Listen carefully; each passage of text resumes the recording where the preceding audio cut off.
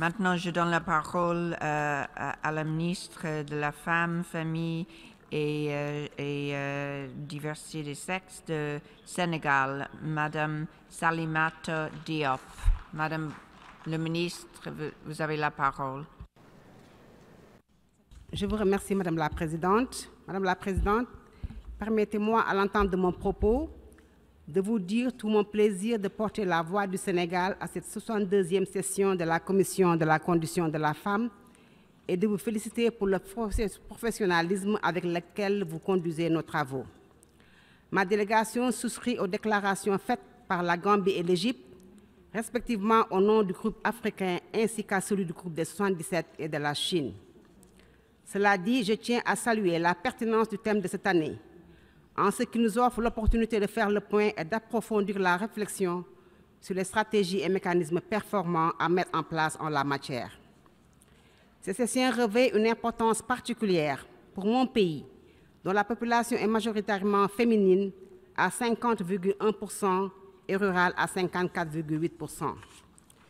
C'est pourquoi la mise en œuvre des programmes d'appui à l'autonomisation des femmes et des filles, particulièrement celles vivant au milieu rural, figure au rang de priorité nationale dans le plan Sénégal émergent.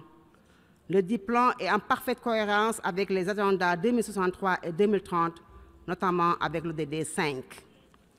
Il me plaît en outre de rappeler qu'avant l'adoption de ces agendas, l'application de la loi instituant la parité hommes-femmes dans les instances électives et semi-électives a relevé de façon significative la représentation des femmes à l'Assemblée nationale avec un taux de 42%. Elle aura également permis d'atteindre un taux de 47,2% au niveau des collectivités locales. Sur le même chapitre, mon pays s'inscrit depuis février 2017 dans une phase de systématisation des cellules genre au sein des ministères sectoriels en vue d'impulser davantage la prise en compte de l'égalité hommes-femmes dans les politiques et budgets sectoriels. Il convient également de souligner les progrès importants induits par la mise en œuvre combinée de programmes de développement endogènes initiés par le gouvernement du Sénégal.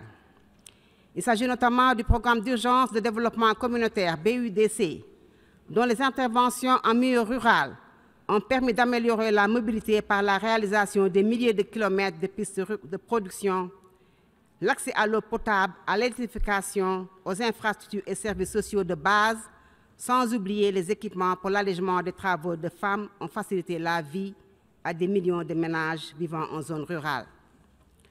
Les femmes vivant dans les localités frontalières bénéficient de la même attention à travers le programme d'urgence de modernisation des axes et territoires frontaliers, PUMA.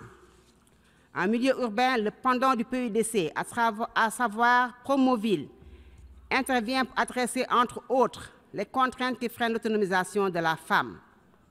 De plus, par le biais des mécanismes de financement appropriés, un nombre important de femmes entrepreneurs, notamment en milieu rural, ont bénéficié de 16 milliards de francs CFA entre 2012 et 2016. Ces actions sont en cours d'amplification en cette année sociale, déclarée par son Excellence M. Macky Sall, président de la République du Sénégal. Par ailleurs, pour accélérer l'autonomisation économique de la femme, il a été créé la Délégation générale à l'entrepreneuriat rapide pour les femmes et les jeunes, dotée d'une enveloppe annuelle de 30 milliards de francs CFA. Madame la Présidente, s'agissant de l'accès des femmes aux médias et aux technologies de l'information et de la communication, il me plaît de rappeler que le gouvernement du Sénégal a adopté depuis 2016 la stratégie Sénégal numérique 2025, déclinée en réformes et projets prioritaires dans une perspective genre. Ainsi, l'économie digitale offre de nouvelles opportunités pour les femmes, ce qu'il conviendra d'exploiter en encourageant la création de start-up portées par les jeunes filles diplômées et les femmes menant des activités dans l'agrobusiness.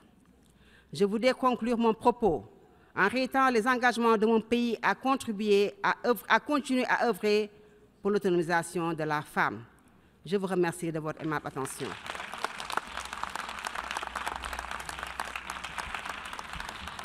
Je vous remercie, Madame la Ministre.